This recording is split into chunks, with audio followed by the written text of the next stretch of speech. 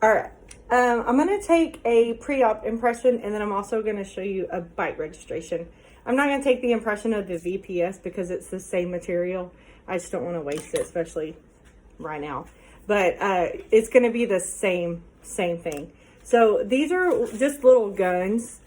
These are pre-mixed, so they actually mix in the tip. You'll just twist this off. There's arrows on it. You'll see like a little divot right there, and then there's one right there. This flips up just like that. There is an arrow there that lines up with the divot right here, and it just slides in. So if for some reason you're putting this in and it won't clip like that, maybe this is pushed too far forward, which would keep it. There's a little lever right here that you would lift up on. Just pull this back, and then you can slide that back in. Okay. Last thing you always want to do, kind of like that anesthetic syringe, is tap it. Okay. I'm going to put my gloves on, even though it's my husband. I don't care. Because what do? We treat everyone like they have AIDS, right? Y'all know it's not Sunday. I know it's Tuesday, but whatever. It's fine.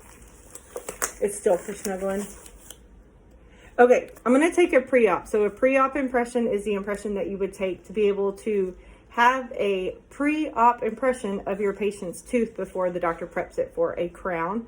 So it's good to have that impression for you mainly as an assistant, because we're going to be the ones making the temporary. So without the pre-op impression, we have to fabricate a temporary 100% from scratch, and I promise you, that's a pain in the bow, honey. Say your patient has a chipped tooth or a broken tooth. They make like little, it's called red rope wax. You can take the wax and kind of ball it up, and you can actually put it inside the broken part of the tooth and just kind of imagine where the lines of the cusp would be or whatever. It doesn't have to be perfect. It's just giving you something to take an impression of, so that it makes it easier. Or if there's a big hole of decay or anything like that, you can use wax and just kind of build the tooth up before you take your pre-op. Okay. So this is a posterior pre-op tray. There's also some that come all the way, like right here, it would be called a quadrant. So it literally goes from 1 to 8 or 2 to 8, whatever teeth they have. So this is posterior. So let's just say we're going to take an impression of number 14. Okay. What I'm going to do is I'm going to start at the end of this. You only have 1 minute to work with this before it sets up totally. So you have to be quick. I just kind of go back and forth like a caterpillar. I like to have too much because I don't like to retake and remake. You'll notice some people, since I'm doing 14, I'm going to add a little bit more where 14 would be.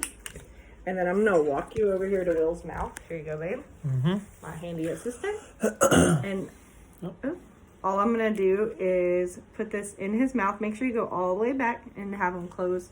Oh, hold on. So I put it all the way in and have them bite down. All the way on your back teeth. Keep going. Keep going. It's really important to make sure that your patient is biting down all the way, because if I didn't keep guiding him to bite down, he probably would have stayed open. That'll change the way that your impression is. So you want to always, it's a good idea before you take this impression to have your patient bite down so that you can see their bite and how their teeth come together. That way you can make sure that they're biting back down. Okay. It's kind of hard to do that if you don't know what their bite looks like ahead of time.